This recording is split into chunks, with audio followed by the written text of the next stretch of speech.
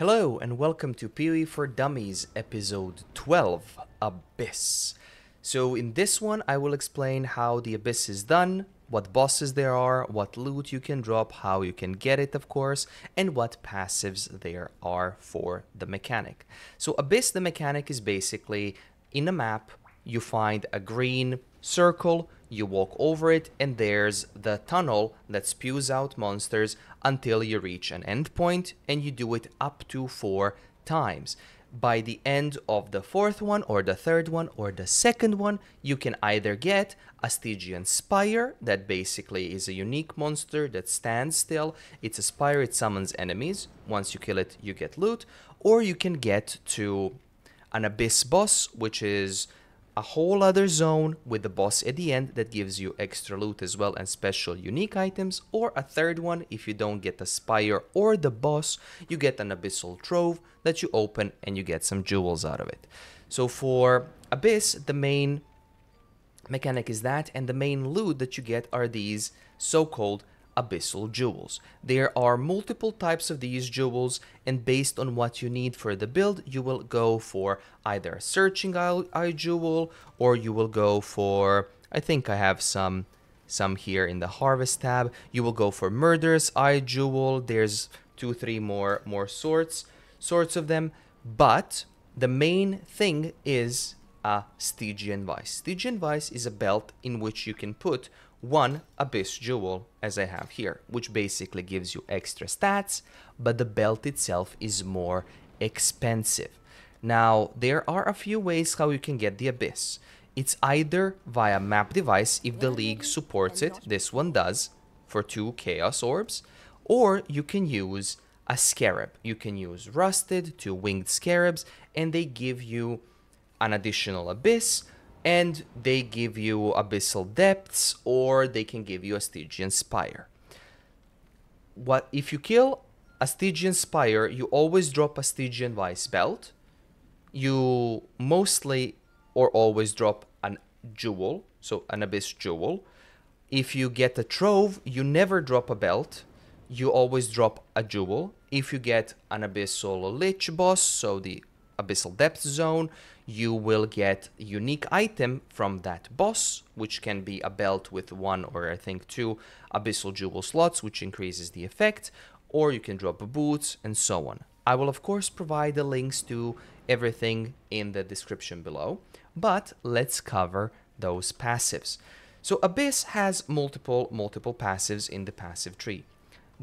Your maps have extra % chance to contain an Abyss per 2% increased pack size, which is really good if you go Abyss hunting. There's this one. Abyssal Troves and Stygian Spires have 3% chance to drop an Abyss Scarab. This one I usually wouldn't suggest picking up because Abyss Scarabs are pretty common and very, very cheap. There's this one. Abysses in your maps have 100% increased chance to lead to an Abyssal Depths, which is basically a boss area. Stygian Spires in your maps drop items with +1 to item level. For those of you who want to hunt item level 86 bases, you basically, this one is 85, you get into a tier 16 map, you put a Scarab. If there's a Stygian Spire, you will get a Stygian Vice item level 86, which has the topmost tier of modifiers that you can craft with it. Then there's this one. Abyss jewels found in Abyssal Troves or dropped by Stygian Spires in your maps have 20% chance to be corrupted and have 5 or 6 random modifiers. This is the only way how you can get more than 4 modifiers on an Abyss jewel. These jewels, if you roll them, they roll good, they are one of the best items for that specific slot that you can get, and they can sell for very, very good sums of currency. And of course, there's this one. Abysses in your maps spawn in 10% increased monsters for each prior pit. More pits, more monsters, more experience, more loot. Abysses in your maps that do not lead to Abyssal Depths lead to at least 3 pits. There's Abyssal Cracks. Abyss Cracks are the cracks that the Abyss forms from one waypoint to another.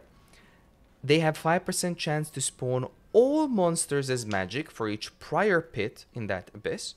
And there's abysses in your maps that do not lead to abyssal depths, lead to 4 pits if able. They've changed the abyss for 3.21, so this either leads you to abyssal spire or it can lead to abyssal depths. I think every four pits, the 4th pit you get will always lead to an abyssal boss, but I haven't confirmed this one, so let it stay like unconfirmed. This one is also used for farming. Would I suggest picking up Abyss as a mechanic to farm? I wouldn't. If you have any scarabs, use them with this node, Growing Hordes. That gives you extra pack size. Personally, I usually just use a Stygian Spire Stygian Vice Belt and a Jewel in it, just for extra stats. You can also put these ones in the regular Jewel slots. Those work as well, but they have less stats than the regular Jewels. These ones, as an example, have % increased max life, while these have number flat of max life. So depending on your build, you will use either or. But that will cover everything in this video. I of course have boss kill videos on the channel for you to watch. I will link those as well. There are 2 bosses, of course. So that will be it for episode 12 of PoE for Dummies series. Thank you so much for watching. Like the video if you like it. If you have anything to add, feel free to comment down below. Thank you once again. Have a great one, and I'll see you in the next video.